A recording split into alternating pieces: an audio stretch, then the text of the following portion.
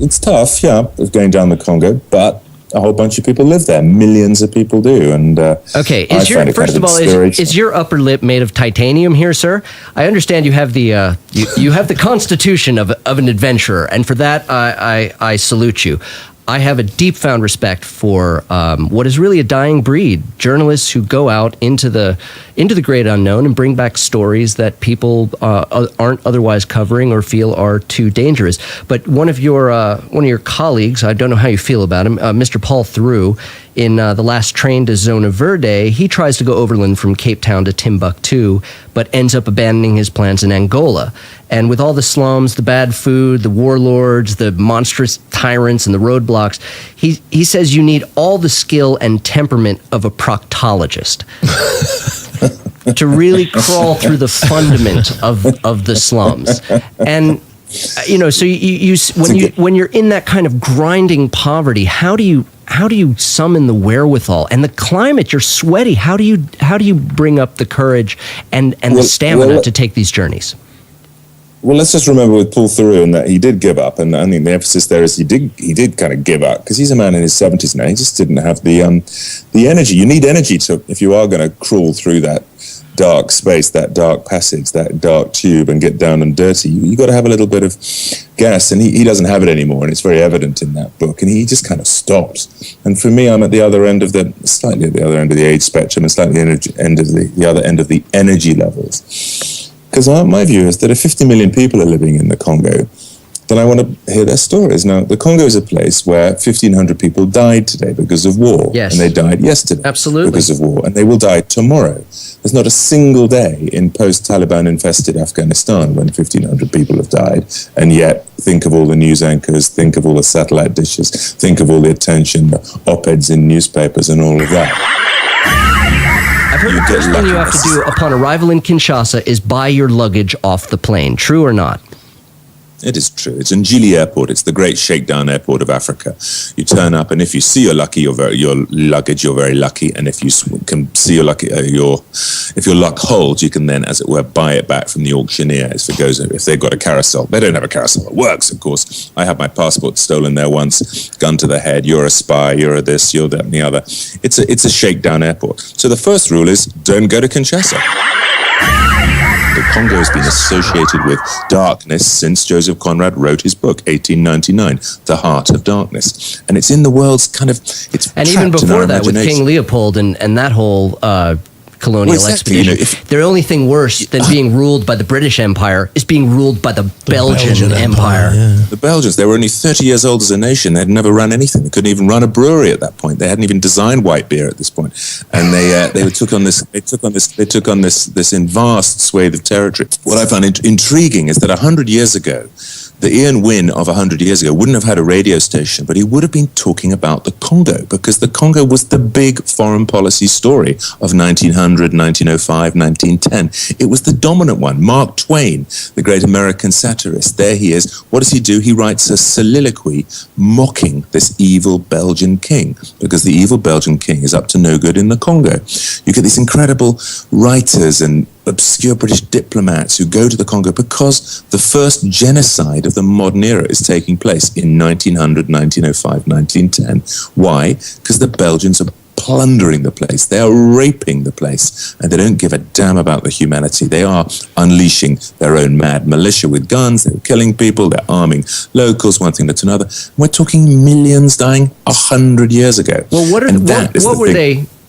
were they plundering? What were they taking? This was all ostensibly it was all very, very simple.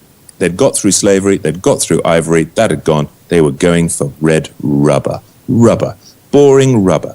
The Model T Ford needed rubber tires, and they were made in Akron, Ohio. You needed rubber. Natural rubber grows better in the Congo than anywhere else. So the Model T Ford is getting cranked out of the factories. They need rubber for the tires. They go to Belgium and say, hey, squeeze some of that rubber out of the Congo, and that's where it's coming from. Indeed, in 1900, 1910, that sort of period. And actually, it was the big one. It's the big one. It's the big foreign. You couldn't go to London without, another guy standing outside, a train station, handing you a leaflet saying, come and hear about the evils of the Belgians in the Congo. Come and support the Congo Reform Association. You couldn't go to Capitol Hill in Washington without, again, the debate going on about the Congo.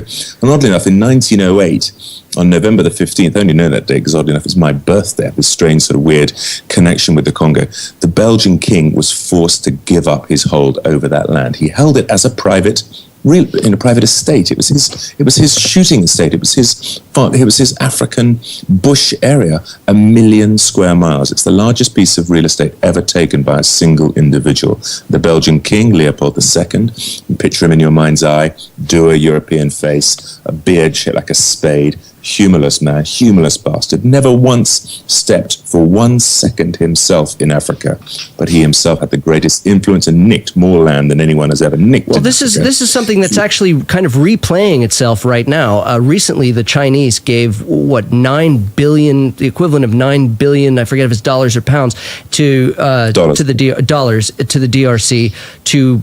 They said, well, we'll build roads, we'll put hospitals and schools, but all those minerals that we need for our cell phones and this kind of thing, and the diamonds, we are going to plunder the Congo rainforest. And that is one of the few green masses that you can see from space left on planet Earth today, is in Brazil and in the Congo, and the Chinese have just bought it, basically, and they're going to go in with bulldozers and pull it out, and we won't even notice because we're not noticing 1,500 people a day dying. We're certainly not going to notice 1,500 trees going down or 1,500 new mines opening up every week.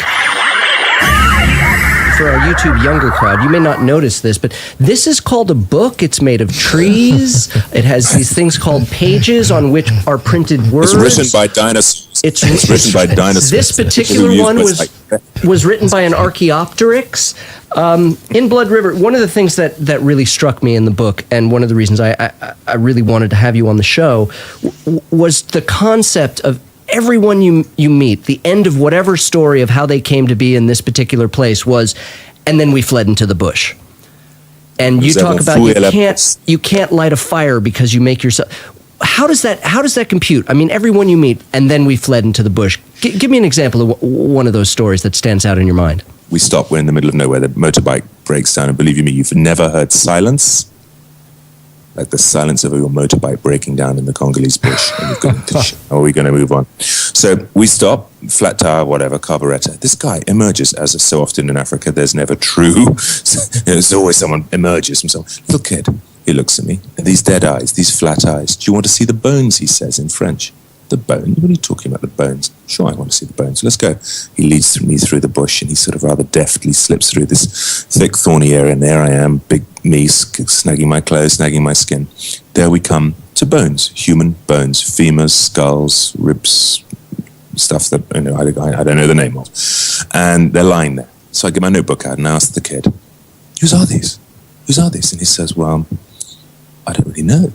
I can't remember. I mean, we had the Interahamwe came through, then there was the Mai, then the army. That was last year. And I said, but what was the tell me the details. And he said, look, it happens so often, we don't even know. We don't bury them.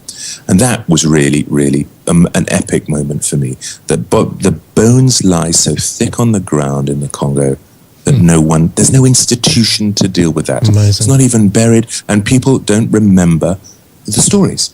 Now, we remember if there's, a drone missile, a Hellfire missile goes wrong in the Sport Valley, quite rightly, we're all over it. There'll be a satellite dish there if the journalists. The Lockerbie bombing is still part of the public debate. We want to know. There's an institution for doing that. But the institutional memory in the Congo is blank.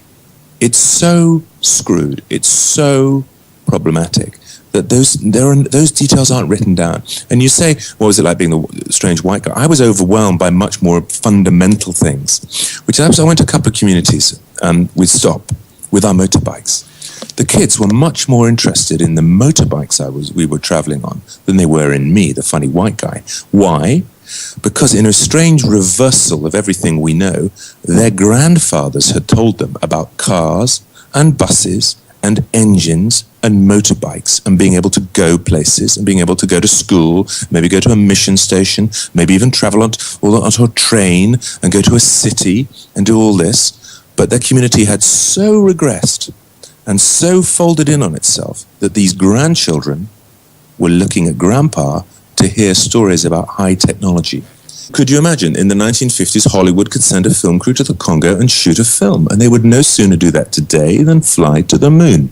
That's the reality. Yeah. So touching on this place, and this, it's like looking at a clock, and the hands on the face are going backwards, and you look at the clock, and it looks normal, and then you notice something really odd about it. Shit, it's going backwards. That's what's so striking.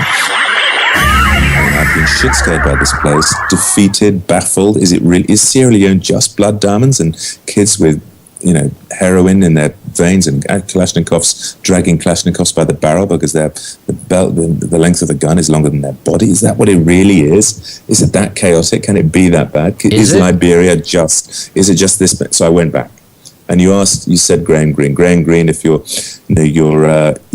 listeners are people who know about books, Graham Greene stands astride the 20th century from any English point of view, because he was this Renaissance author who could write hardcore fiction, he could write entertainments, he could write thrillers, he could write film. He wrote The Third Man, one of the greatest films ever, open brackets, in black and white, close brackets, a little bit old-fashioned Thanks for your modern film. But it is, The Third Man. And just that word, just those words alone, The Third Man, Christ, you can't hear a spy story without in the newspapers. Well, he was a spy as well. He was a spy. Not just rumored to be. He worked for MI6. I know, but doesn't that sound great? Until he himself would hold his hand up and say, I was a shit spy. I locked my code book in my safe. And when he needed to get his code book, he had to ring someone up with a blowtorch to come and cut the safe open. He was in West Africa at that time, and the code book, would you believe, had a funny abbreviation for the word eunuch.